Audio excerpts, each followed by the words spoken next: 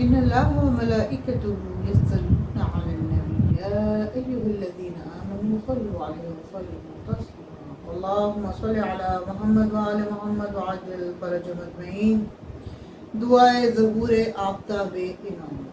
اعوذ باللہ من الشیطان اللعین الرجیم بسم اللہ الرحمن الرحیم اللہم کن ولیک الحجت ابن الحسن صلواتك وعليه وعلى أبوه في هذه الساعة وكل ساعة وليا وحافظا وقائدا وناصرا ودليلا وعينا حتى تسكنه أرضها طوعا وتمتعه فيها طويلا برحمتك يا أرحم الراحمين يا صاحب القدر والإقدار والحكمة والرحمة عجل الله فرجه عبدك ووليك وحجة القائم بأمرك في خلقك وجعلنا في ذلك الخيار صلى الله عليك يا أبا عبد الله الحسين صلى الله عليك يا أبا عبد الله الحسين صلى الله عليك يا أبا عبد الله الحسين اللهم صل على محمد وعلى محمد وعجل فرجهم أجمعين بسم الله الرحمن الرحيم وتعاونوا على البر والتقوى صدق اللہ العلی العظیم السلام علیکم توفیع علیہ السلام سلامت رہیے شاد رہیے آباد رہیے خوش رہیے اور جہاں پر بھی رہیے کل ایمان کے ساتھ رہیے آمین تمام معززین اکرام تمام سننے والے تمام دیکھنے والے آج ہم دوسری منزل میں داخل ہو رہے ہیں اس عنوان کے ساتھ اس کا نام ہے پیغام کربلا باللسان حسین فی القرآن اللہم صلی علی محمد وآل محمد وعجل فرجهم اجمعین سورہ مائدہ کی آیت نمبر 2 کا ایک چھوٹا سا ٹکڑا ہم نے لیا اور اس پہ ہم نے گفتگو کا آغاز کر رہے ہیں نیکی اور تقوی کے کاموں میں ایک دوسرے کی مدد کرو اور ایک دوسرے کی مدد کرنے کے لیے ایک دوسرے کا ساتھ دیکھنے کے لیے ایک دوسرے کا احساس کرنے کے لیے ایک دوسرے کی حس کو اجاگر کرنے کے لیے اس اجاگر ہوئی حس کے ساتھ عمل کرنے کے لیے 28 رجب کو امام حسین اپنے قلبے کو ساتھ صلی اللہ محمد وآل محمد وعجل فرجهم اجمعین عزیزان قدر مولا ارشاد فرماتے ہیں اسی آیت کے زمر میں یہ حدیث اس وقت تلاوت کروں گی جس کا عربی سننے کا ثواب آپ کو بھی ہوگا اور مجھے بھی ہوگا ان الحسین مصباح الخدا والسفینۃ النجاۃ امام حسین علی مقام ہدایت کا چراغ ہے اور آپ ہی نجات کی کشتی جو اس کشتی میں سوار ہو گیا وہ نجات پا گیا اور جو اس کشتی سے سوار ہو کے اتر گیا وہ ساری زندگی کی خجالت پا گیا اور جو اس کشتی کے پاس آ کے بھی مڑ گیا وہ ساری زندگی کے لیے لعنت کا طلبگار عزیزان محترم کچھ خوبصورت سے نکات اس آیت اور اس حدیث کے ساتھ ہم لے کر آئے ہیں اور مسلسل ہمارا جو موضوع ہے وہ متمسک ہے کتاب اور اہل بیت سے اور ہم نہ اس سے ہٹ کے کوئی بات کریں گے اور نہ ہی ہم اس سے آگے بڑھ کے بات کریں گے کیونکہ جو آپ کو ہدایت دیتا ہے وہ آپ کا معلم ہے کتاب آپ کا معلم ہے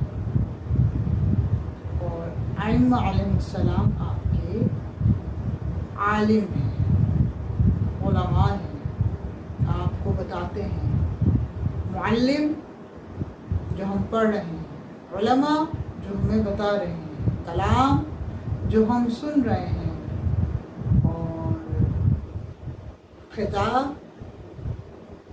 جو ہم سے کروا رہے ہیں جیسے ایک عطا ہوتی ہے ویسے ہی ایک شفا عطا ہوتی ہے جو بر وقت ہوتی ہے، شفا وہ ہوتی ہے جو مانگنے پہ ملتی ہے۔ ہر چیز کا اپنا ایک طریقہ ہے، ایک حسن ہے، اور اس حسن کے تحت ہی ہم چیزوں کو دیکھتے ہوئے آگے بڑھتے ہیں کہ زمین کربلا پہ وارد ہو گئے میرے مولا۔ اچھا، یہاں پر ایک سوال یہ بھی ہوتا ہے کہ پہلی محرم کو ہوئے تھے یا 2 محرم کو؟ تاریخ میں اس بات پہ تھوڑا سا اتفاق ہے، تھوڑا سا اختلاف۔ اتفاق یہ ہے کہ لوگ کہتے ہیں 2 محرم کو ہوئے تھے، اختلاف یہ ہے کہ لوگ کہتے ہیں کہ نوچندی جمعرات کو ہوئے تھے۔ اب تاریخ اور دن میں فرق ہوتا ہے، اس لیے 2 محرم کو زیادہ مستند کہا جاتا ہے، اور جہاں تک بات نوچندی جمعرات کی ہے تو ہاں یہ بات حقیقتاً ہے کہ جس وقت مولا سن 61 ہجری میں کربلا مولا پہنچے ہیں وہ دن جمعرات کا تھا، اور نوچندی چاند کے ہفتے کی پہلی جمعرات کو کہا جاتا ہے، جیسے نوچندی بدھ ہوتی ہے، نوچندی جمعرات ہوتی ہے۔ تو اس دن جب مولا وہاں پہ پہنچے تو وہ دن نوچندی جمعرات کا تھا، اور وہ رات شب جمعہ تھی۔ مولا نے وہاں جا کر زمین کربلا کے اوپر شکرانے کا سجدہ ادا کیا، اور پوری رات تمام ائمہ علیہ السلام تسبیح و تحلیل کرتے رہے، کیونکہ نہر کے کنارے خیام امام حسین لگا۔ اچھا، عزاداران مظلوم کربلا خیام امام حسینی کا لگنا بھی بہت ایک طریقہ کار کا تھا کہ سب سے پہلے آگے خیمہ لگا تھا ابو فضل عباس علیہ السلام، پھر اس کے پیچھے خیمہ تھا مولا علی اکبر جناب قاسم، پھر اس کے بیچ میں جو خیمہ لگا تھا وہ خیمہ بتاتے ہیں، وہ خیمہ امام حسین علی مقام کی نانی جناب خدیجہ الکبریٰ سلام اللہ علیہا کا تھا، اور وہ خیمہ بہت بڑا، بہت کشادہ تھا۔ اس خیمے کے جو آپ ستون کہیں گے، جس کو برصغیر میں سرکنڈے کہا جاتا ہے، جو لکڑیاں ہوتی ہیں، اس لکڑیوں کی جو گراہیں تھیں، مقصد وہ جو ستون بنے ہوئے تھے اصلی سونے کے تھے، اور جو اس کی گراہیں تھیں وہ جواہرات کی تھی۔ اب یہاں پہ لوگ سوال کریں گے سن کے کہ اتنا بڑا اثاثہ کربلا لے جانے کی کیا ضرورت تھی؟ تو بھئی اثاثہ ان کی نانی کا تھا، اور جو اثاثے میں ننیہال سے ملا تھا وہ سب امام حسین ساتھ لے کے گئے تھے۔ ماں کی چادر ساتھ تھی، ماں کا سلوایا ہوا، ماں کے ہاتھ سے سیا ہوا وہ پیرہن ساتھ تھا، ماں کی دی ہوئے سارے تبرکات ساتھ تھے، بابا کی دی ہوئی تمام نصیحتیں، تمام توقع، سب چیزیں ساتھ تھیں، رسالت مآب کی دی ہوئی تحریری کتب ساتھ تھی، قرآن بلاغت ساتھ تھا، پوری شریعت محمدیہ ساتھ تھی۔ تو اگر خیمہ ساتھ لے گئے تھے تو اس میں تو کوئی بڑی بری بات نہیں، کوئی غلط بات نہیں۔ جو بھی اثاثہ تھا امام کے پاس، امام ساتھ لے کے گئے تھے، اور لوگوں کو بتایا تھا کہ ہمیں کسی چیز کی کوئی کمی نہیں ہے، ہم چاہیں تو ابھی زمین کھود کے اس بنجر زمین سے ہم پانی کے کنویں نکال سکتے ہیں، اور جیسا تاریخ میں رقم ہے کہ ابو فضل عباس نے 8 کنویں کھودے تھے، پیر کو صرف جنبش دی تھی زمین کربلا تو 8 کنویں کھل گئے تھے۔ اور کچھ کتابوں میں تو یہ تحریر ہے کہ جس وقت امام علی مقام کے خیام وہاں پہ لگے ہوئے تھے اور جناب سکینہ کو بہت اچھا لگ رہا تھا، بابا سے کہتی ہیں بابا یہ جگہ گرم تو ہے لیکن دریا کی ٹھنڈی ہوا سے دل بہت سکون پاتا ہے۔ تاریخ میں یہ بھی لکھا ہے کہ جناب سکینہ باپ کی آغوش میں بے سدھ ہو کے سو گئی تھی، یہ 2 محرم کے چھوٹے چھوٹے واقعات ہیں، چھوٹے چھوٹے قصے ہیں جو میں اس وقت آپ کو بیان کر رہی ہوں، جو ہمارے بچوں کو، ہمارے بڑوں کو، اپنی اولادوں کو اور بچوں کو سننے چاہیے، بڑوں کو بتانے چاہیے، بچوں کو سننے چاہیے کہ جو میں نے ابھی پڑھا تقویٰ، صبر، یہ کیا چیزیں ہیں؟ یہ بہت خوبصورت چیزیں ہیں، یہ خوبصورت اعمال ہیں کہ جو ہمیں اپنے بچوں کو بتانا چاہیے کہ نیکی کس طرح کرنی ہے، نیکی کا کرنے کا ہمیں سب سے پہلے عمل کیا ہونا چاہیے۔ پیغام کربلا ہمیں نیکی کرنے کا کیا طریقہ سکھاتی ہے؟ نیکی کرنے کا سب سے بڑا طریقہ یہ ہوتا ہے کہ بے شک آپ کے پاس دنیا کی تمام اقسام کی چیزیں، ساری آسائشیں آپ کے گھر میں ہوں، پھر بھی آپ اپنا دل نرم رکھیں، لوگوں کو اپنی بات سمجھانے کی کوشش کریں، تحمل، عاجزی، انکساری رکھیں، یہ ہے تقویٰ۔ تقویٰ وہ نہیں ہے کہ میں پورے مجمع میں اعلان کرتی ہوں جاؤں کہ میں نے اس وقت نماز مغرب ادا کرنی ہے، لوگ میری شکل دیکھ کے کہیں واہ بھائی واہ، بہت اچھی ہیں، بہت بہترین ذاکرہ ہیں، خاتون ہیں، اتنی نماز کی پرہیزگار، اور میرے دل میں ریاکاری ہو، نفرت ہو، حسد ہو، جلن ہو۔ آپ جانتے ہیں یہ موضوع جو پیغام کربلا اسی لیے رکھا گیا ہے کہ ہم اپنی چیزوں پہ، ہم اپنی عادات پہ، اپنی صفات پہ، اپنے چہرے کے خد و خال پہ ہم ذرا غور کریں کہ جو حاسد ہوتا ہے نا، جو حاسد ہوتا ہے، یہ امام صادق نے فرمایا، جو حاسد ہوتا ہے اس کی آنکھیں مسلسل آپ کے ظاہر اور باطن پہ لگی رہتی ہیں، اس کی آنکھیں ہمیشہ کسی نہ کسی چیز کی تلاش میں رہیں گی، اس کا دماغ حاضر ہو کے بھی غیر حاضر رہے گا، اور جو ایمان اور یقین پہ پختہ ہوتا ہے اس کے چہرے پہ صرف مسکراہٹ ہوتی ہے، اس کی آنکھیں بھی ہنستی ہیں۔ آپ دیکھیے ذرا، یہ مثال آپ کو نظر آئے گی کہ جس وقت کسی انسان کے دماغ میں خلل ہوتا ہے، وہ آپ کا چہرہ دیکھنے کے بجائے آپ کے پیچھے، آپ کے دائیں، آپ سے بار بار نگاہیں چرائے گا، آپ سے نگاہیں چرا کے کبھی نیچے کبھی اوپر کرے گا، تو یہ نیکی کے زمرے میں نہیں آتا، یہ بدکاری کے زمرے میں آتا ہے۔ اور یہ بدکار لوگ تھے جو امام حسین کے پاس اٹھ کے آئے تھے قیام امام حسینی ہٹانے کے لیے، کیونکہ وہ جانتے تھے کہ امام ان کو کچھ نہیں کہیں گے اور وہ ظلم پہ ظلم کرتے چلے جائیں گے، وہ ظلم کی انتہا کرتے رہے اور یہ سجدے کی تسبیح کی ابتدا کرتے رہے۔ ان کا صبر، خود صبر دیکھ کے پریشان ہے کہ اتنے صابرین کہ جن کی وجہ سے مجھ صبر کو شناخت مل گئی ہے، مجھ صبر کی بھی زندگی کو کوئی پہچان مل گئی ہے۔ نیکی ان کے در پہ اپنی نیک ہونے کی بھیک مانگ رہی ہے کہ یہ اتنے عاجز ہیں، اتنے مہربان ہیں کہ جنبش نہیں آ رہی۔ جب جناب سکینہ نے کہا چچا عباس خیمے کو نہ ہٹنے دیجئے، مجھے یہاں پہ ٹھنڈی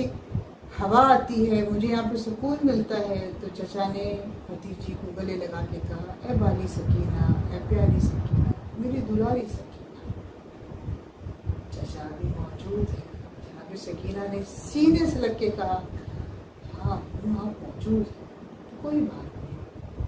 چچا خود کھینچ کے دریا کو سکینہ کے خیمے تک لے گئے۔ سبحان اللہ، ایسی شجاعت والی بھتیجی، ایسے شجاع چچا کی بھتیجی کی کیا تیز ہوں گے۔ جیسے جناب سکینہ نے کہا ٹھیک ہے تو اس سے کہو ہٹا لے خیام، میرا چچا عباس میرے ساتھ ہے۔ عزیزان محترم، 2 محرم، جلتی ہوئی زمین، تپتا ہوا صحرا، لگے ہوئے خیام، صرف آئمہ کے خیام میں ٹھنڈی ہوا کا گزر ہی تو تھا۔ بار بار اٹھ کے جناب فضا تمام پانی کی مشکوں کو بھرتی، روزے ٹھنڈے کرتی، جو بھی کھانے پینے کے لیے سامان تھا اس کو تازہ کرتی، بار بار جناب امام حسین کے خیمے میں ٹھنڈے پانی کا کوزہ رکھواتی، اور جس وقت خیام ہٹنے کے لیے بھگدڑ مچنی شروع ہوئی تو جو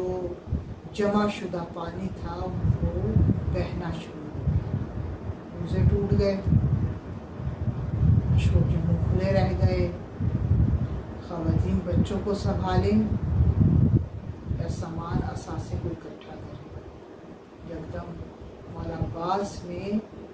منہ کے نیزہ سے زمین کا دائرہ بنایا اور دائرہ بنا کے کہا جان لو عباس ابن علی ابھی زندہ ہے، کسی کی مجال ہے کہ جو عصمت زہرا کی طرف نگاہ کرے۔ مولا کا یہ جملہ کہنا تھا اور سارے کے سارے سپاہی وہیں پر رک گئے کہ جناب حر آگے بڑھ کے کہتے ہیں مولا مجھے معاف کیجیے، مجھے اور میرے سارے غلاموں کو آزاد کیجیے۔ تو امام حسین نے آگے بڑھ کے جناب حر سے کہا خدا تیری ماں کو تیرے غم میں رلائے۔ جناب حر نے ہاتھ جوڑ دیے، دل میں پشیمانی پاداشی شروع ہوئی اور سر جھکا کے کہتے ہیں مولا آپ کہہ سکتے ہیں، آپ یہ زہرا ہے، میں کچھ نہیں کہہ سکتا۔ فوجوں میں جو بھگدڑ مچی، جا کر ابن سعد کو خبر دی گئی کہ حر کے تیور ٹھیک نہیں لگتے اور کسی وقت بھی ہماری سپاہ چھوڑ دیں گے، اور ایسا ہی ہوا اور ایک رات میں جنتی ہوئی، اور تو کیا ان کے دونوں بچے، دونوں غلام، ان کی نسلیں مولا پہ قربان ہوئی، اور حر خود آ گئے مولا کی در پہ اور آ کے بیٹھے اور پاداش میں سر کو رگڑنے لگے، کہتے ہیں مولا مجھے بھی شامل فرمائے ان میں جن کی تعداد آپ کے بڑے بھائی نے طے کی ہے۔ مولا نے مسکرا کے کہا 72 غلام تمہارا ہی تھا اے حر، آؤ آج آ کے شہادت کی وہ معراج دیکھ لو جس کو 72 دیکھ کے سیراب ہو رہے ہیں، جس کو 71 دیکھ کے سیراب ہو رہے ہیں، تم بھی 72 ہو، 72ویں تم ہو، تم بھی دیکھ لو۔ جبکہ دیکھا جائے تاریخ میں سید الشہداء کے ساتھ جو شہداء ہیں ان کی تعداد زیادہ ہے، لیکن لغت العام میں 72 کو سر فہرست رکھا گیا ہے، اور سر فہرست اس لیے رکھا گیا ہے کہ ہر ایک کے ساتھ بیٹے بھی ہیں، غلام بھی ہیں، اور کچھ مستورات بھی ہیں، جیسے بہب قلبی کی ماں جناب سیدہ ثانیہ زہرا کی کنیزوں میں شامل ہیں۔ ایسے اور بھی شہداء ہیں کہ جن کے خانوادے جس وقت امام حسین علی مقام شہید ہو گئے اور مستورات ہاشمیہ پہ ظلم ہونا شروع ہوا، اس وقت وہ تمام خواتین جو شہداء کی بیوائیں تھیں، مائیں تھیں، بہنیں تھیں، وہ کنیزان سیدہ میں شامل ہیں۔ یہ دشت نینوا کی کہانی نہیں مومنوں، یہ ایک داستان نہیں مومنوں، یہ حقیقت ہے۔ کہ جناب سیدہ سلام اللہ علیہ کی بیٹی نے حر کو سلام کہلوایا، اے حر تجھ پہ سلامتی ہو، تیری آل اولاد پہ سلامتی ہو، تیری پورے پہ خاندان پہ سلامتی ہو، اے حر تو نہیں تیری ساری نسل جنتی ہو۔ جس کو جناب عالیہ مخدوم قونین سلام بھجوا دیں، اس حر کا کیا شرف ہوگا کہ جنت کے در پہ حر جو دولہا بنا آیا، دیکھ کے کنیزوں نے بس یہ شور مچایا،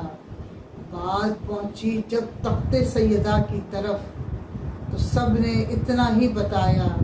کہ ایک شہید آیا ہے، اس کے سر پہ رومال ہے بندھا، وہ رومال سے خوشبو آتی ہے جس خوشبو کو سونگتے ہیں سارے ملائکہ،